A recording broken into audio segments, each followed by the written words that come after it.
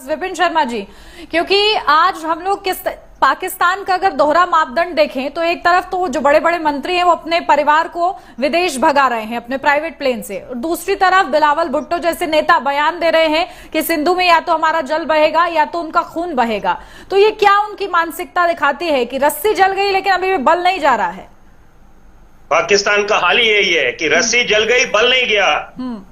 और बड़ी जरूरी बात मैं बोलना चाहता हूं कि मैं अपने विचार रखूं। देखिए, ये वक्त नहीं है कि मैं बड़े साफ शब्दों में पत्रकारिता में जीवन खपा दी है। और आज एक और बात सार्वजनिक करूंगा। एक फौजी का बेटा हूं, फौजी परिवार से आता हूं, तो यहाँ पर एक बात तय है कि यहाँ पर तो मैं तो तारीफ कर रहा हूं उस बात की कि आज तो ये अच्छी बात है कि सब लोग एक मंच पे खड़े हैं। और बिल्कुल साफ शब्दों में कहा मैंने, हम सब एक हैं। इस समय united we stand, divided we fall. और हाँ, निश्चित बात है, ये उस बात का मैंने जिक्र करा, 370 धारा और 35 से जो हटाई, वो खली पाकिस्तान को वहां पर। और साथ साथ ये बात है कि अब ये वक्त आ गया हम पीओके की बात करें, वो वापस लेंगे। और क्योंकि आपने वो जिक्र करा बिलावल भुट्टो का, जो ना समझ नेता है पाकिस्तान का, उसने एक अच्छा काम करा, मैं जरूर तारीफ करूंगा। उसने अपने पूर्व वजीर आजम को आईना दिखाते हुए बोला था, आप ये कश्मीर श्रीनगर भूल जाइए जनाब, आप मुजफ्फराबाद की चिंता करिए, ये नया हिंदुस्तान है। और ये मुंह तोड़ जवाब देना चाहता है, दिन में तारे दिखा देगा आपको। तो ये देखिए, यानी कि इससे अपने आप में इस बयान के बहुत कुछ मायने हैं इस समय, कि यहां पर ये भली भांति मुल्क समझता है कि खुद दिवालिया निकला हुआ है। लेकिन फिर भी वही वाली बात है कि रस्सी जल गई, बल नहीं गया।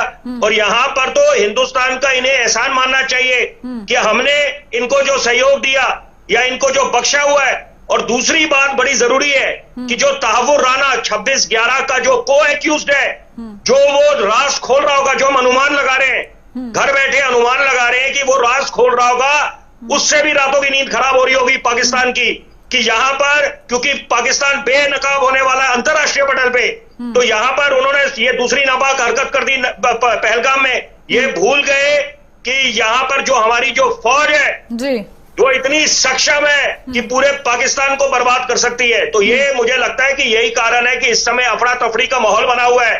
और खुद के नेता, इससे ज्यादा शर्मनाक बात क्या हो सकती है कि अपने परिजनों को तो आप बचा के बाहर भेज रहे हैं और पूरे मुल्क को अब तबाह करने पे तुले हुए हैं। उनका जो ये कदम है, क्योंकि अब ये तय है इस समय इसमें तो कोई राजनीति की बात ही नहीं है कि ये जो घटना हुआ है, ये चाहे टीआरएफ बोले वो जिम्मेदारी ले, लश्कर तैयबा बोले, लेकिन इसके पीछे जो उनका खुद सेना मुखिया है, उसने जो जहरीली जुबान से जो बातें करी थी, ये उसका अंजाम है। पाकिस्तान कहीं ना कहीं अब अंतर्राष्ट्रीय स्तर पर एक्सपोज हो चुका है कि वो 30 साल से किस तरीके से आतंक को पनाह दे रहा है, आतंकियों को ट्रेनिंग दे रहा है। जब वहां के रक्षा मंत्री